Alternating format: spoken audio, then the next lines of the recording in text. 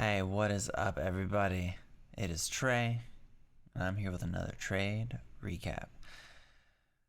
Coming at you pretty late in the day, but it was one of those. But I wanted to make sure I got this in before before tomorrow.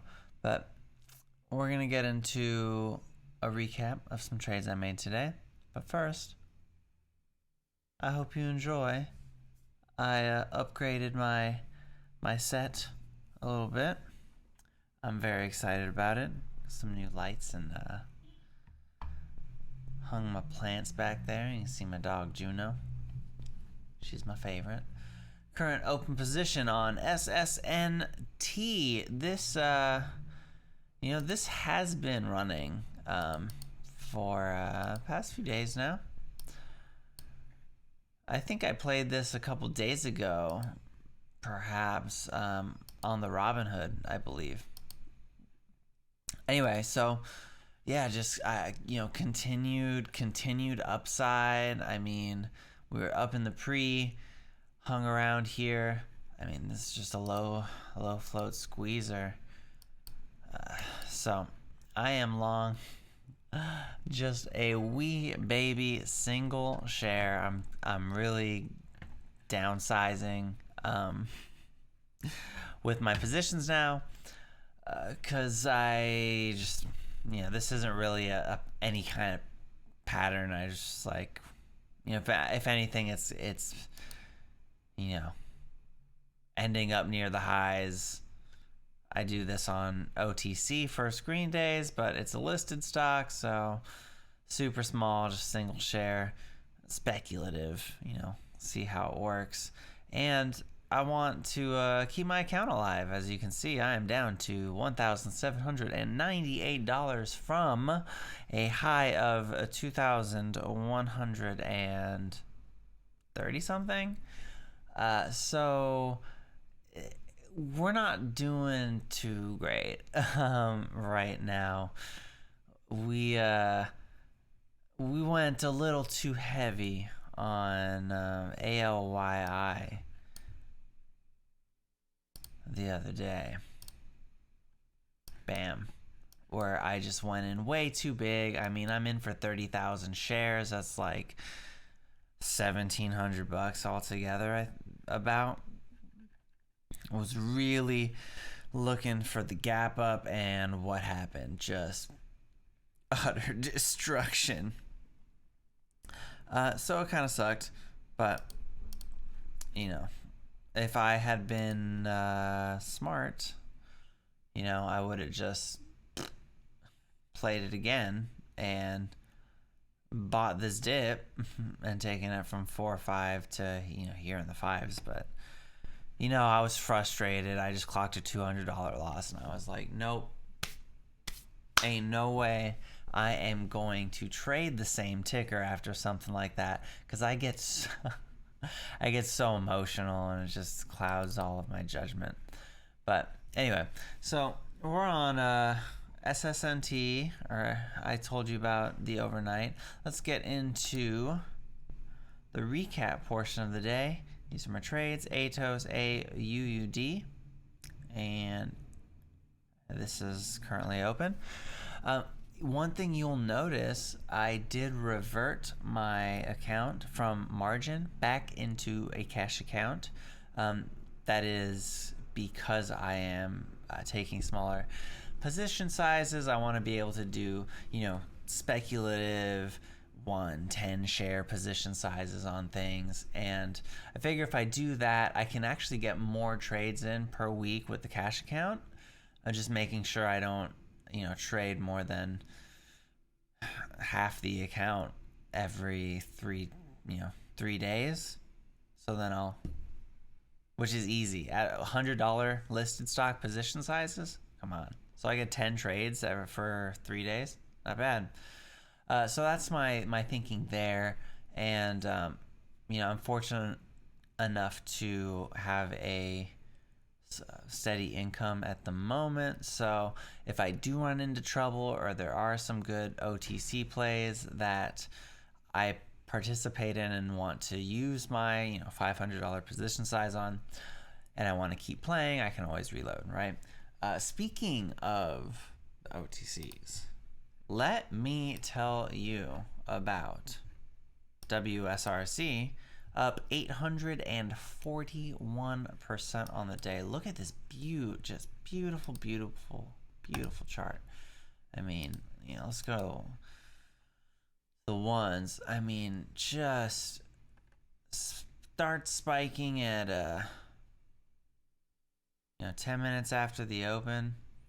I don't know why I wasn't playing this, to be honest. I mean, today was just kind of a weird day. I feel like I'm not in the right headspace, but just look at this. This is the classic, right? Look, the spike, the retrace, and this is my strategy, right? The retrace, the confirmation, right? You look for this action. Maybe if we want to go to the to that 5-minute chart, you look for the consolidation.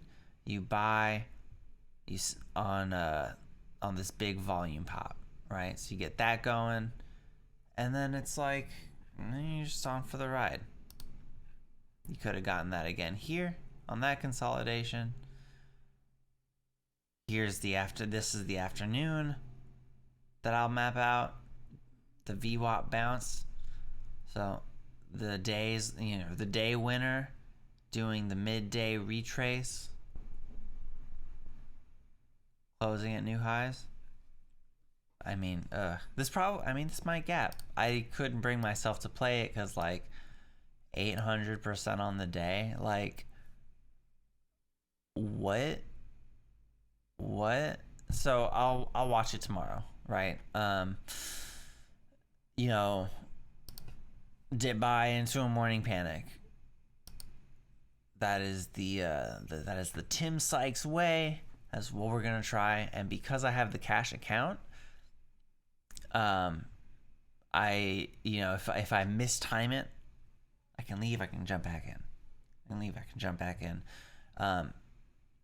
And if all my cash ends up getting tied up and I want to keep trading throughout the week, load the boat again.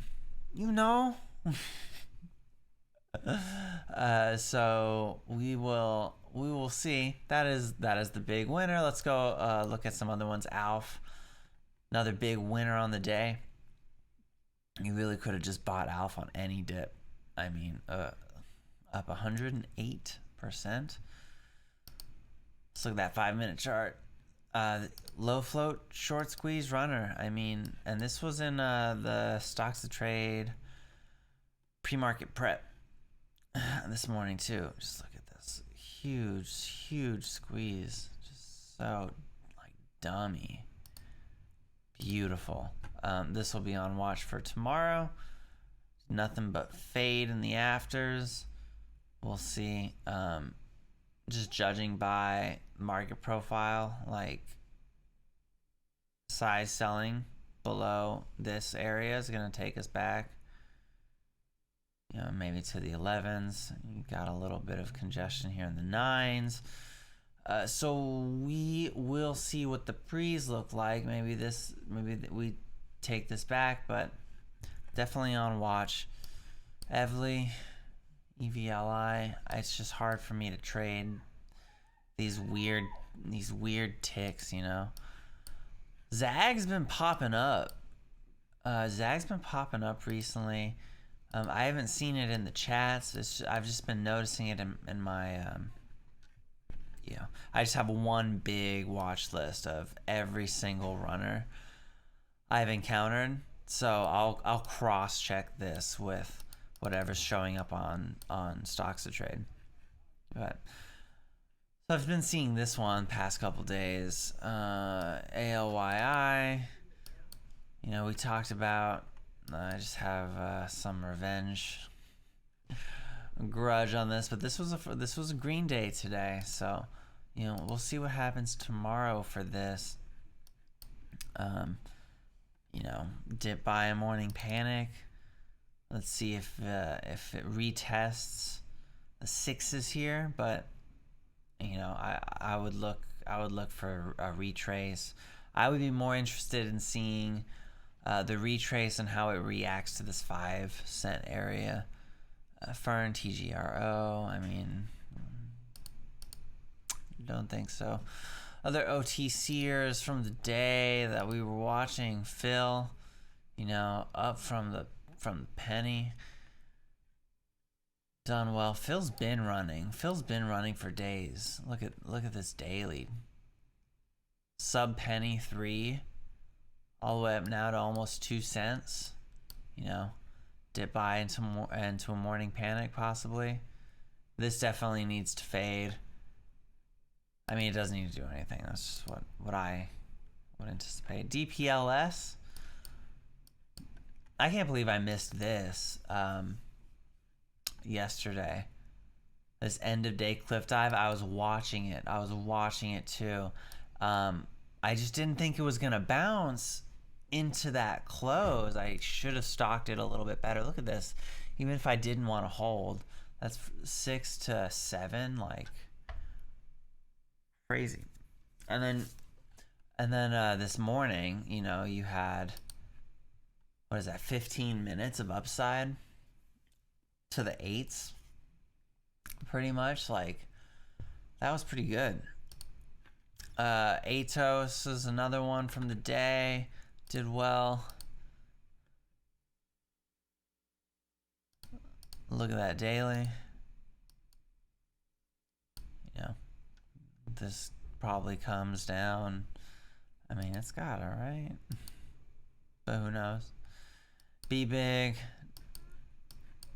Back on the up.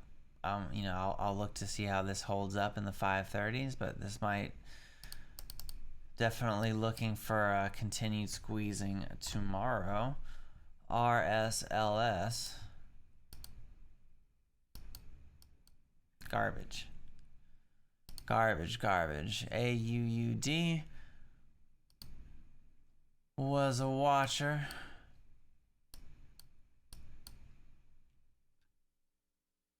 Where did I play this on? I played that today. We didn't even finish the trade recap. Wow. Atos and AUUD. I saw Atos out the gate.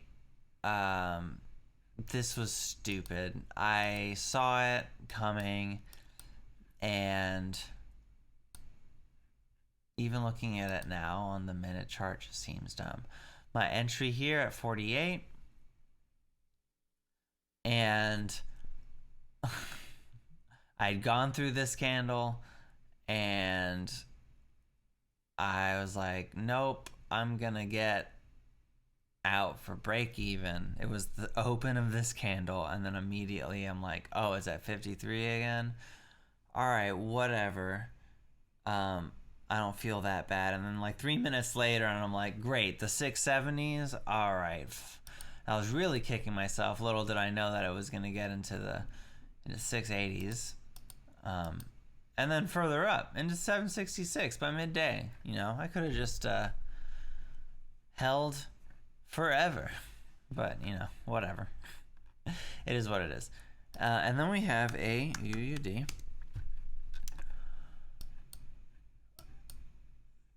Bought for this consolidation move. I saw this is the thing that trips me up, actually, if I'm being completely honest. Saw this breaking out, bought the breakout, right? I know in my head, VWAP, right? VWAP is sacred. You see it all the time. But VWAP isn't actually a price level, though. So I let myself get shaken out when we pierced VWAP. Now, if I had looked at actual ticks to form the risk level, if I'm buying here, I'm looking at ticks, and I guess you would go, you could say VWAP, but really it's like it's this, right? It's this low of this crack. You know, you have this range here too. So that's really it. And I'm just saying that because, like, look, I mean, it worked, you know? It worked 5 minutes later. And this could have been a profit. Oh well, is what it is. I had a plan. I stuck to the plan. I cut losses fast, I guess. What is 56 to 43? 3, 56, 3% loss? Yeah. I mean, that's cut losses quickly, right? What's 390 though? What's 39 divided by 356? Yeah, risk reward was there, sure.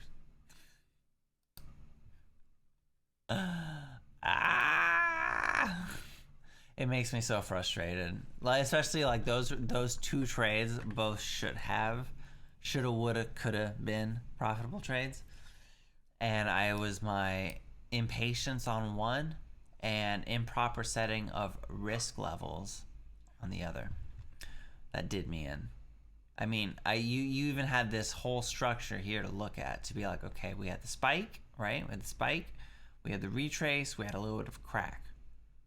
Spike, we had the retrace, we had a little bit of a crack.